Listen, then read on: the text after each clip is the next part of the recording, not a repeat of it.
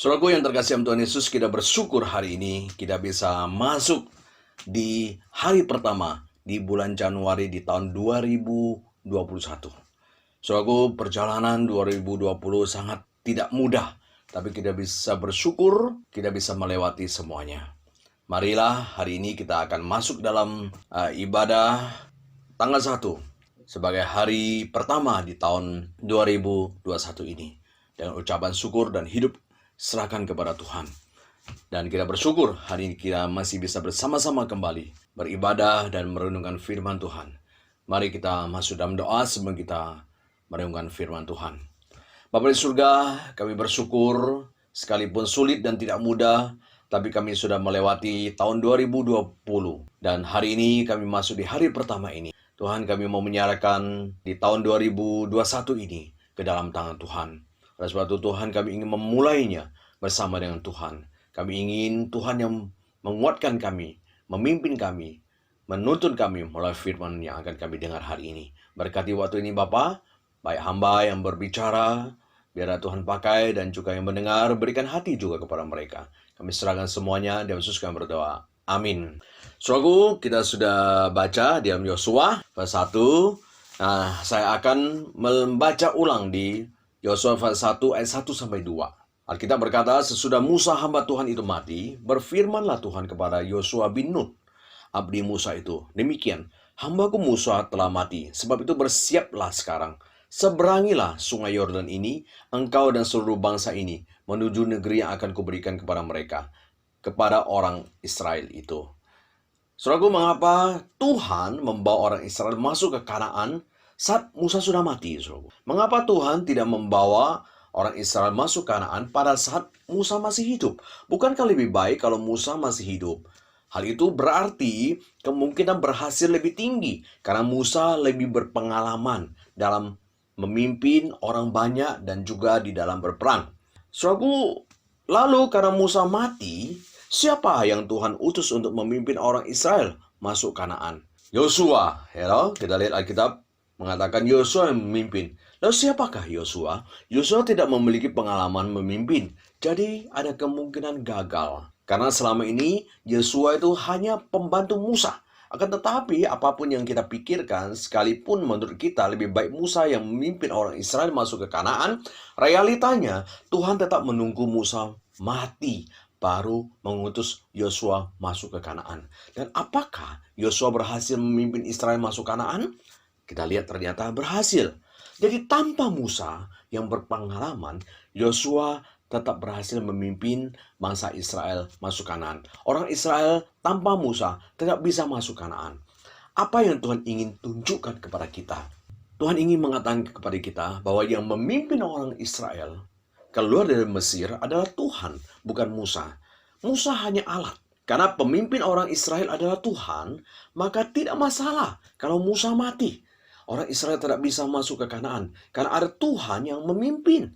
Sehingga siapapun yang memimpin, baik Yosua sekalipun yang tidak berpengalaman, tetap akan berhasil. Manusia Yosua hanya alat saja. Maka tidak ada yang bisa Musa sombongkan jika dia berhasil membawa orang Israel keluar dari Mesir. Musa juga tidak perlu khawatir, tidak ada yang memimpin kalau dia mati. Karena Tuhan akan menyediakan pengganti Musa. Demikian juga tidak ada yang bisa Yosua sombongkan jika Yosua berhasil memimpin orang Israel masuk Kanaan. Tetapi menjadi masalah adalah, sekalipun kita tahu bahwa keberhasilan kita selama ini adalah karena Tuhan yang menolong kita, di mana kita tidak boleh sombong dan melupakan Tuhan, akan tetapi realitanya kita selalu menganggap semua keberhasilan kita karena kehebatan kita, karena kekuatan dan kepintaran kita. Berapa banyak kita yang mengakui bahwa apa yang kita peroleh saat ini adalah karena Tuhan. Mungkin kita bisa ucapkan hal itu. Tetapi yang saya lihat bahwa saat kita berhasil, kita selalu menganggap ini adalah hasil kekuatan kita. Maka ada dua hal yang biasa kita lakukan saat kita berhasil.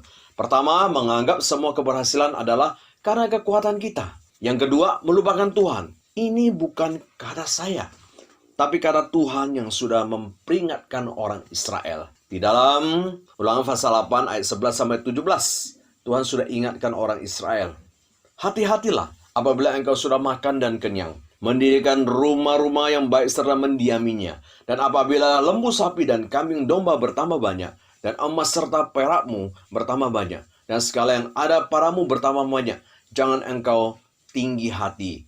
Kita lihat apa yang dikatakan Tuhan. Sehingga engkau melupakan Tuhan Allahmu yang membawa engkau keluar dari tanah Mesir, dari rumah perbudakan, dan yang memimpin engkau melalui padang gurun yang besar dan dahsyat itu, dengan ular-ular yang ganas serta kala jengkingnya, dan tanahnya yang gersang, yang tidak ada air. Dia yang membuat air keluar bagimu dari gunung batu yang keras, dan yang di padang gurun memberi engkau makan mana yang tidak dikenal oleh nenek moyangmu, supaya direndahkannya hatimu dan dicobanya engkau hanya untuk berbuat baik kepadamu akhirnya. Maka janganlah kau katakan dalam hatimu, kita lihat ya penekanannya, kekuasaanku dan kekuatan tanganku lah yang membuat aku memperoleh kekayaan ini. Ulangan pasal 8 ayat 11 sampai 17. Saudaraku, ini yang sering kita lakukan saat kita berhasil. Melupakan Tuhan dan menganggap semua keberhasilan adalah karena kekuatan kita. Mengapa, saudaraku? Karena memang realitanya kita yang bekerja. Kita yang bekerja keras, bukan? Dan ini, prinsip ini jelas sekali. Dan kita tahu dan kita pegang. Yang bekerja keras akan mendapatkan hasil yang banyak. Yang malas tidak akan mendapatkan uang banyak. Mana ada orang yang tidur dan tidak bekerja, tiba-tiba uang bisa datang pada dia. Kita selalu berkata, kerja keras tidak akan mengkhianati hasil. Maka kita bekerja keras dan hasilnya kita rasakan. Jadi kita pasti menganggapnya karena kekuatan kita. Maka tidak heran banyak dari kita menjadi pelit. Karena kita tahu bahwa betapa susahnya cari uang. Sebagai pedagang obat, ya, saya tahu dulu papa saya kan ya, kalau dagang obat ya, mereka dagang obat bebas, satu item untungnya cuma 200 perak. Misalnya parame harganya 1.000, ya cuma untungnya 200 atau 100. Yang lain ada yang mungkin ya 500 perak, atau ada yang ya paling besar 2.000, 1.000 dan sebagainya. Makanya banyak pedagang itu pelit keluar uang. Karena memang susah cari uang. Jadi sebenarnya bukan pelit, saudaraku, tetapi irit. Karena dia tidak mau sampai pengeluaran lebih besar daripada pemasukan. Jadi memang realitanya tidak ada yang bisa tiba-tiba dapat uang jatuh dari langit. Jika bisa dapat uang sekaligus banyak juga untuk modal usaha, hal itu bukan uang jatuh dari langit, tapi berhasil pinjam dari bank. Itu pun harus bayar bunga yang tentu tidak sedikit. Jadi memang realitas sulit menganggap bahwa semua keberhasilan kita dari Tuhan. Kita lebih mudah anggap dari kekuatan kita. Karena yang bekerja keras yang akan berhasil. Orang malas tidak akan menghasilkan apa-apa. Sama halnya pelajar, betul nggak? Bukankah yang belajar baru bisa mendapatkan nilai yang besar? Yang tidak belajar tidak akan mendapatkan nilai besar, bukan? Tidak akan mendapat ranking. Sedikit sekali ada yang tidak belajar bisa dapat nilai besar. Wah, itu betul-betul IQ-nya pinter itu. Hebat, tinggi itu. Maka seorang ibu berkata, anak saya yang pertama, dia bisa juara 1. Tapi tahu nggak? Dia kerja kerasnya, tiap hari pegang buku. Sedangkan anak kedua, tidak dapat ranking. Wajar, karena memang dia itu tidak suka belajar, sukanya main. Jadi memang realitanya hasil banyak tidak lepas daripada kerja keras kita. Jadi tidak heran kalau akhirnya kita mengakui bahwa semua keberhasilan kita karena kerja keras kita. Jadi sulit mengakui bahwa itu dari Tuhan. Jika mengakui itu hanya sebagai pemanis agar terlihat rohani. Tapi realitanya kita tetap akui itu semua adalah karena kekuatan kita. Maka tidak heran kita sulit memberi kepada orang lain juga. Karena saat disuruh memberi kepada orang lain, kita berkata, enak amat, saya yang bekerja setengah mati, dia kok tinggal makan dan tinggal minum.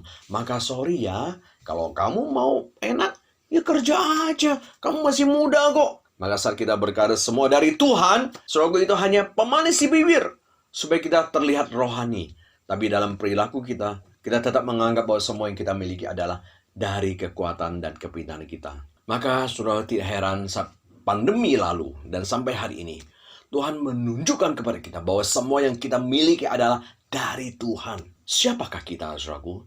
Yang dulu menganggap diri pintar memimpin perusahaan. Sekarang kita tahu, mulai sulit. Sekalipun kita bekerja di pagi sampai malam, tetap tidak ada hasilnya. Dan hasilnya tidak sesuai dengan yang diinginkan.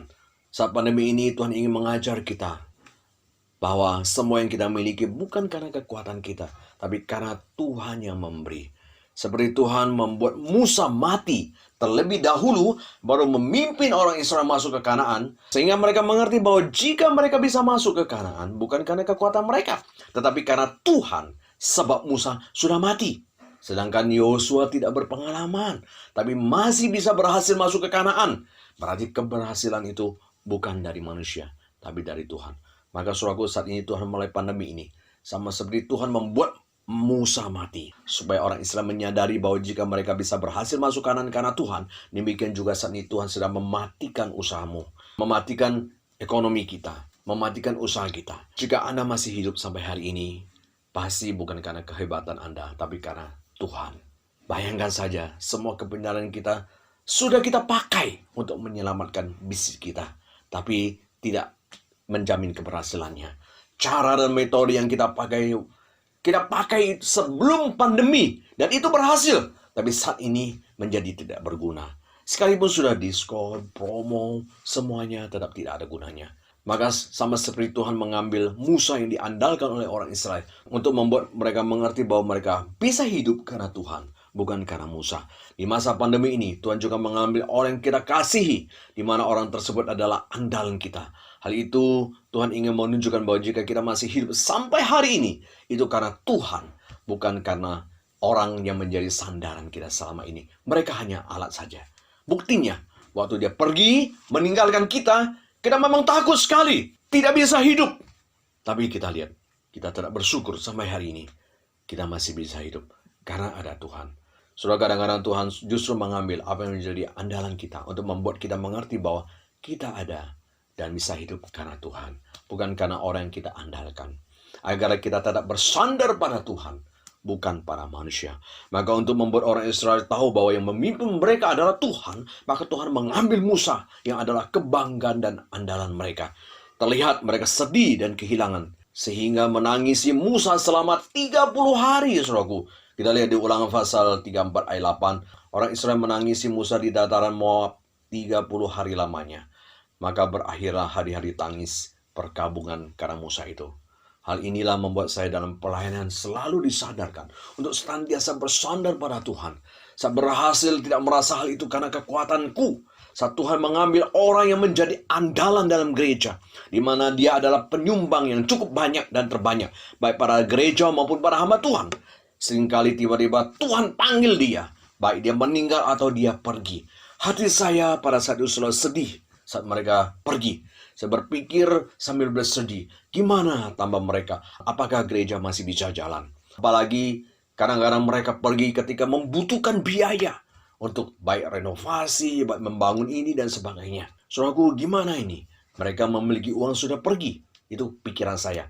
Tidak memberikan persembahan lagi. Dari Musa, Tuhan ingatkan saya. Seolah-olah Tuhan yang berkata, Tuhan ingatlah, tim gereja ini adalah milik Tuhan. Mereka adalah alat saja selama ini. Ada kalanya mereka merasa dibutuhkan, akhirnya pergi. Tiba-tiba, tidak apa-apa. Tuhan ingin mengingatkan saya. Jika mereka tidak mau, aku akan memakai yang lain. Mereka tidak mau keberbagian di dalam pelayanan karena merasa punya uang, merasa dibutuhkan. Mereka secara tidak sadar sedang memutuskan berkat yang akan kuberikan kepada mereka. Jika mereka bisa tega meninggalkan pelayanan gereja hanya karena merasa dibutuhkan dan takut keluar uang, maka aku pasti juga akan tega sama mereka, memutus berkat mereka. Karena gereja adalah milikku. Aku hanya menitipkan uang untuk mereka saja. Tapi ketika mereka tidak memakainya untuk pelayanan, Tuhan akan ambil.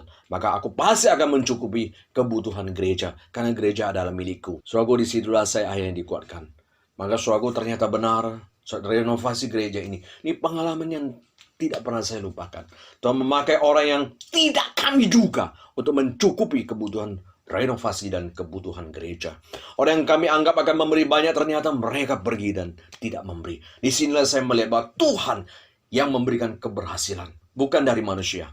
Maka saya diajar, jangan mengandalkan manusia, tapi andalkan Tuhan. Manusia yang kita andalkan bisa mati, bisa pergi. Tapi Tuhan kita adalah Allah yang hidup. Dia tidak akan meninggalkan kita. Dan dia akan menyertai kita selama-lamanya. Itu yang Tuhan katakan kepada Musa kan. Aku akan menyertai kamu, kata Tuhan. Jadi Tuhan ingin mengatakan, sekalipun Musa sudah mati, jangan takut. Ada aku yang menyertaimu. Saudaraku, inilah yang harus kita pegang di tahun 2021 itu. Mungkin kita merasa andalan kita baik keuangan, usaha, orang yang kita berharap sudah di tahun 2020 sudah tidak ada lagi. Kita mungkin takut masuk ke 2021. Ingat saudaraku, hari ini saya berkata kepada saudaraku, jangan takut. Andalanmu bukan pada uang, bukan pada usaha. Engkau hidup selama ini bukan karena Anda punya usaha, punya orang yang Anda andalkan, tapi karena Tuhan. Maka Tuhan menyertai Anda masuk 2021. Maka jangan takut, maju terus saja. So inilah yang Tuhan katakan kepada Yosua yang sedang sedih. Karena andalannya sudah mati. Dia tidak tahu kematian Musa adalah saat Tuhan mau memakai Yosua. Karena Tuhan yang sama memimpin orang Israel keluar dari Mesir adalah Tuhan yang sama akan memimpin Yosua masuk ke Kanaan. Maka saudaraku, tahun 2020 adalah tahun yang kelam. Tapi juga adalah tahun yang banyak pelajaran bagi kita. Kita tidak menduga ada COVID ini. Pada tahun 2019 akhir yang lalu, kita sudah merencanakan banyak hal. Karena kita tahu semua harus direncanakan, bukan? Harus ada planningnya. Dari pengalaman sebelumnya, kita juga tahu bahwa semua rencana selalu berjalan yang baik. Karena kita sudah ada metode dan strategi bisnis. Akan tetapi, tidak disangka pada saat kita masuk tahun 2020, pada bulan Maret, tiba-tiba kita dikagetkan dengan adanya virus corona dan PSBB total. Semua rencana kita gagal. Bisnis mulai ambruk pada saat itu. Orang kaya yang paling berat. Dulu orang bangga punya banyak perusahaan, lalu meremehkan usaha kecil. Bahkan anggap kamu nggak maju-maju, cuma usaha satu doang. Justru saat pandemi ini, mereka yang perusahaan besar paling terkena dampak karena omset turun banyak, sedangkan biaya operasional juga tidak banyak, bayar gaji karyawan, listrik dan sebagainya. Maka akhirnya dalam 3 bulan banyak perusahaan sudah mulai mengalami masalah keuangan dan mulai mengatakan mau bangkrut. Sedangkan orang yang hanya toko kecil malah eksis karena untuk memenuhi makan 3 kali sehari mereka masih bisa hidup sederhana, tidak perlu banyak bayar gaji karyawan dan operasional lain. Jadi di sini Tuhan ingin menyadarkan kita bahwa jika kita kaya dan berhasil selama ini karena Tuhan, bukan karena kekuatan kita. Tuhan menitipkan berkat kepada kita untuk dipakai bagi kemuliaan Tuhan. Selalu dulu orang bangga dengan gereja-gereja besar. Gereja kecil dianggap tidak maju. Tapi sekarang di masa pandemi ini sudah kita lihat mereka mengalami masalah keuangan yang besar sekali karena biaya operasional yang besar. Sedangkan gereja kecil tidak terlalu banyak perlu biaya operasional. Maka gereja kecil sampai hari ini mungkin lebih eksis daripada gereja besar. Gereja besar banyak sekali mengalami kesulitan keuangan. Tapi gereja kecil mungkin ada juga, tapi tidak terlalu besar. Saudaraku, yang membingungkan saya adalah Amerika. Padahal mereka termasuk negara pintar, teknologinya hebat. Hampir sebagian besar kita, orang Indonesia, maunya sekolah ke Amerika. Kenapa? Karena hebat. Tapi siapa sangka justru mereka menjadi negara yang paling banyak kena virus corona. Sampai terakhir saya lihat ya, minggu lalu 17 juta. Apalagi sekarang mungkin sudah lebih daripada 17 juta. Saudaraku, bayangkan saja. Di mana kepintaran mereka? Jadi corona ini memperlihatkan betapa lemahnya mereka. Betapa lemahnya manusia. Tidak ada apa-apanya. Bahkan kita anggap mereka begitu disiplin. Ternyata justru mereka orang yang paling tidak disiplin dan hidup seenaknya. Tidak mau ikut protokol kesehatan. Dulu kita begitu menjaga kesehatan. Tapi ternyata sejak pandemi ini, penyakit aneh keluar di luar kontrol kita. Saudaraku, ada yang stroke, ada yang kanker, ada yang tumor, ada yang makronis, ada yang jantung, ada yang tiba-tiba lumpuh dan tidak bisa berjalan. Saudaraku, semua aneh. Kenapa tiba-tiba akhirnya bisa sakit seperti itu? Padahal saya sudah menjaga pola makanan yang baik. Saya sudah olahraga dan sebagainya. Saudaraku, kenapa? Karena kegelisahan tinggi melanda banyak orang pada masa corona. Karena tiba-tiba hal itu terjadi dan semua kaget. Saudaraku, kegelisahan itu membuat banyak kita yang akhirnya sakit. Penyakit itu muncul. Di sini kita disadarkan. Selama ini, kalau saya sehat itu karena Tuhan yang menjaga melindungi saya. Bukan karena kekuatan saya. Tapi ketika corona ini, saya tidak bisa mengontrol lagi pikiran saya yang gelisah sehingga penyakit muncul. Ya saudaraku, corona ini mengajarkan kepada kita bahwa semua yang kita miliki adalah karena Tuhan, bukan karena kekuatan kita. Saudaraku, mengapa kita tidak boleh menganggap semua hasil adalah kekuatan kita? Walaupun itu ada harta kita, kesehatan kita. Bukankah itu hal yang baik dan wajar? Mengapa Tuhan melarang kita mengakui bahwa keberhasilan itu karena kekuatan kita? Karena keberhasilan bukan untuk menunjukkan kekuatan kita, tapi kesetiaan Tuhan dalam menggenapi janjinya. Sehingga yang harus kita tunjukkan saat berhasil adalah bukan betapa hebatnya kita, tapi betapa hebatnya kesetiaan Tuhan, saudaraku. Saudaraku, coba kita lihat. Apa yang Tuhan katakan tentang tanah yang akan dimiliki oleh orang Israel kepada Yosua? Apakah jika kamu berhasil berarti kamu yang hebat dan pintar? Bukan, saudaraku. Tapi apa yang Tuhan katakan kepada Yosua? Tuhan berkata bahwa tanah yang kamu akan masuki yang akan menjadi milik adalah untuk memenuhi janji Tuhan kepada nenek moyang Israel. Kita lihat Yosua pasal 1 ayat 6. Sebab engkaulah yang akan memimpin bangsa ini memiliki negeri yang kujanjikan dengan bersumpah kepada nenek moyang mereka untuk diberikan kepada mereka. Saudaraku, di situ tidak dikatakan bahwa semua tanah bisa didapat jika Yosua berjuang keras. Nah, tapi Tuhan katakan apa? Semua tanah yang akan dimiliki oleh orang Israel itu adalah Tuhan yang memberi untuk menggenapi janji Tuhan kepada nenek moyang Israel. Sehingga siapapun yang Tuhan utus untuk memimpin orang Israel masuk Kanaan pasti berhasil. Karena Tuhan ada di baliknya. Jadi pantaskah Yosua bangga dan sombong dengan semua kehebatan keberhasilannya dan menganggap itu sebagai kekuatan daripada dirinya? Tidak, bukan. Itu adalah kesediaan Tuhan terhadap janjinya. Jadi saudaraku, keberhasilan seseorang bukan karena kehebatan dan kekuatannya, tapi karena Tuhan memenuhi janjinya. Jadi yang ingin Tuhan tunjukkan dalam keberhasilan seseorang adalah kesetiaan Tuhan pada janjinya. Maka jangan kita menganggap semua karena kekuatan kita ketika kita berhasil, tapi karena kesetiaan Tuhan yang sudah berjanji memelihara kita dan Dia terus memelihara kita. Kita lihat, Salomo berhasil membangun bait Allah. Apa yang Tuhan katakan? Apakah Tuhan memuji kehebatan Salomo yang bisa membangun bait Allah yang megah? Tidak, bukan. Keberhasilan Salomo bukan karena kehebatannya, tapi Alkitab berkata, bait Allah berhasil dibangun karena Tuhan yang membangun untuk memenuhi janji Tuhan buat Daud yang ingin membangun tetapi tidak diberi. Nah, kita lihat ya di dalam 1 Raja-Raja pasal 8 ayat 17 sampai 20. Lalu raja itu Salomo berkata, melanjutkan, ketika Daud ayahku bermaksud mendirikan rumah untuk nama Tuhan, Allah Israel. Berfirmanlah Tuhan kepadanya, engkau bermaksud mendirikan rumah untuk namaku.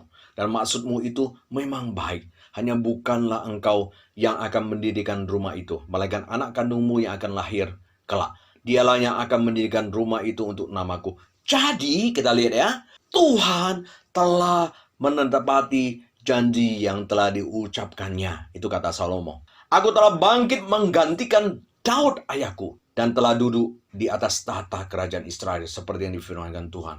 Aku telah mendirikan rumah ini untuk nama Tuhan Allah Israel. Jadi saudaraku, Salomo pun tahu bahwa rumah bait Allah ini didirikan adalah Tuhan menepati janji yang diucapkan kepada Daud. Jadi pantaskah Salomo merasa karena kekuatannya yang membangun bait Allah? Tidak, bukan. Semua karena Tuhan yang memenuhi janjinya pada Daud. Jadi keberhasilan kita bukan karena kekuatan kita, karena Tuhan yang setia pada janjinya. Demikian juga Musa saat berhasil membawa orang Israel keluar dari Mesir. Dia tidak bisa berkata, ini karena kekuatannya. Tapi Alkitab berkata, keberhasilan orang Israel keluar dari Mesir karena Tuhan menggenapi janjinya kepada nenek moyang Israel akan membawa mereka keluar daripada Mesir masuk ke tanah Kanaan. Saudaraku, berarti hal ini juga sama dengan kita saat ini. Bahwa keberhasilan yang kita peroleh sama sekali bukan karena kehebatan dan kekuatan kita, tapi karena kesetiaan Tuhan yang sudah berjanji memelihara kita. Seperti yang Yesus janjikan dan katakan. Dia tidak akan meninggalkan kita menjadi yatim piatu. Yesus tidak akan membiarkan kita meminta-minta. Dia berjanji untuk memelihara kita karena kita lebih berharga daripada burung di langit. Jadi semua karena kesetiaan Tuhan pada janjinya. Kalau bukan karena kesetiaannya pada janjinya, kita tidak akan berhasil. Mengapa, saudaraku? Karena sebenarnya bekerja tidak ada hasilnya adalah wajar. Sedangkan berhasil adalah pemberian Tuhan. Karena memang itulah yang harus kita terima saat manusia berdosa. Tuhan sudah berkata, kamu bekerja, tapi tidak akan hasilnya. Jadi bekerja tidak ada hasilnya memang wajar, saudaraku. Kita lihat di dalam Kejadian pasal 3 ayat 17 dan 18. Ketika Tuhan menghukum manusia. Lalu firman-Nya kepada manusia, karena engkau mendengarkan perkataan istrimu dan memakan dari buah pohon yang telah kuperintahkan kepadamu, jangan makan daripadanya. Maka terkutuklah tanah karena engkau. Dengan bersusah payah, engkau akan mencari rezekimu dari tanah seumur hidupmu. Kita lihat ya. Semak duri dan rumput duri yang akan dihasilkan bagimu. Dan tumbuh-tumbuhan di padang akan menjadi makananmu. Jelas bukan? Tuhan sudah berkata, maka terkutuklah tanah karena engkau. Dengan bersusah payah engkau akan mencari rezekimu dari tanah seumur hidupmu. Hasilnya apa? Karena Tuhan tidak ada hasilnya. Hasilnya ada semak duri dan rumput duri yang dihasilkan bagimu. Jadi justru kalau kita bekerja tidak ada hasilnya, jangan heran. Sebab itu sudah Tuhan katakan sebagai hukuman kepada manusia yang sudah berdosa. Tapi jika bekerja ada hasilnya, sehingga bisa menikmatinya, adalah karena anugerah Tuhan. Jadi bukan karena kekuatan kita. Hal itu dikatakan oleh Pengkhotbah pasal 3:13. Dan sebab setiap orang dapat makan, minum, dan menikmati kesenangan dalam segala jerih payahnya, itu juga adalah pemberian Tuhan. Maka kalau ada hasilnya dan kita bisa menikmatinya, Pengkhotbah mengatakan itu karena Tuhan yang memberikan anugerah kepada kita. Maka saudaraku, kita bisa menikmati itu karena anugerah Tuhan. Jadi semua keberhasilan bukan karena kekuatan manusia, tapi tanda kesediaan Tuhan akan janjinya. Yang kedua, saya tanya kepada saudara, kalau kita masih menganggap bahwa itu karena kesetiaan kita, maka Tuhan memberkati kita. Saya tanya kepada saudara, apakah kita orang setia dan benar? Sekalipun kita tidak setia, kita lihat tetap Tuhan setia kan? Apakah kita orang setia? Tidak kan? Kita orang paling tidak setia. Ya, lihat aja dalam ibadah kita setia nggak? Dalam memberikan persembahan kita setia nggak? Sesuai dengan apa yang Tuhan inginkan. Di dalam berbicara kita setia nggak? Enggak kan? Tapi Tuhan tetap memberkati kita. Saya tanya saudaraku, apakah kita betul-betul bisa hidup begitu saleh sampai Tuhan tersentuh lalu memberkati kita? Tidak bukan?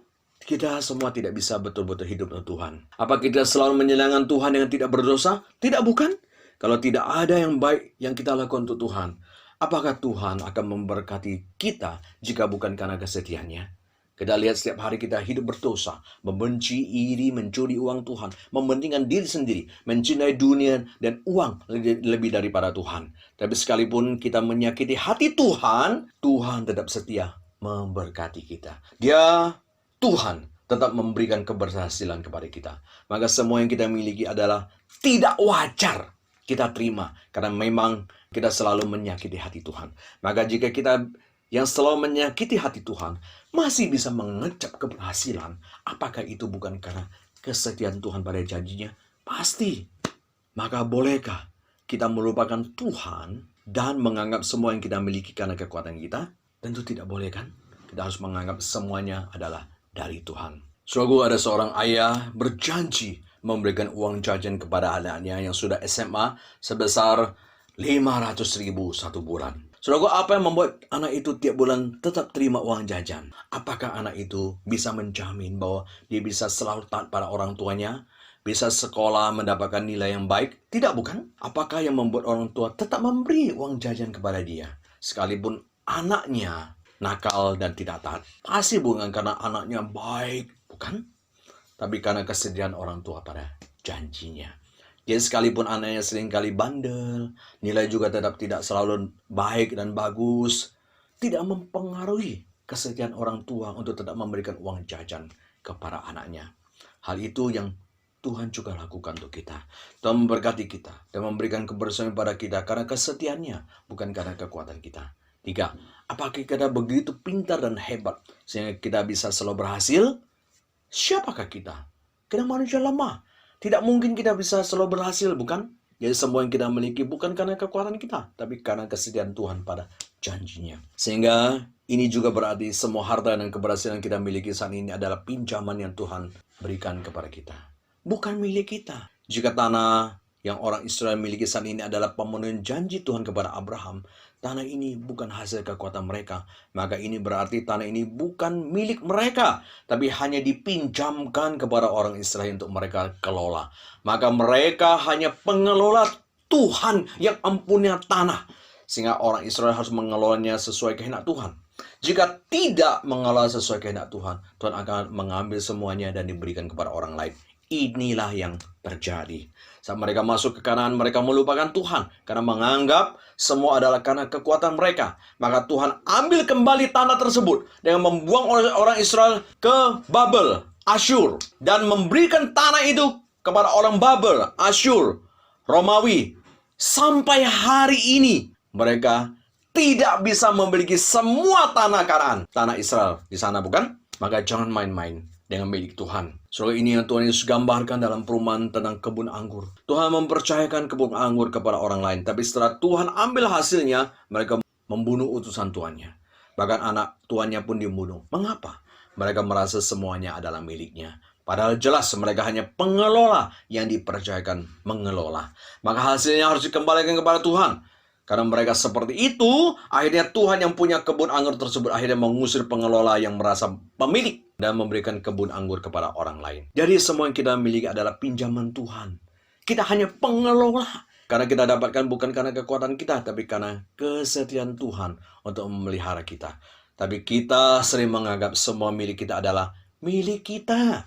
Lalu hasilnya kita tidak kembalikan kepada Tuhan. Maka jika kita tidak memakai berkat Tuhan yang baik, kesehatan yang baik, Tuhan akan mengambil apa yang Tuhan berikan dan diberikan kepada orang lain. Demikian juga kita lihat perumpamaan tentang talenta juga menggambarkan bahwa talenta yang kita miliki adalah pinjaman dari Tuhan untuk dikelola dengan baik.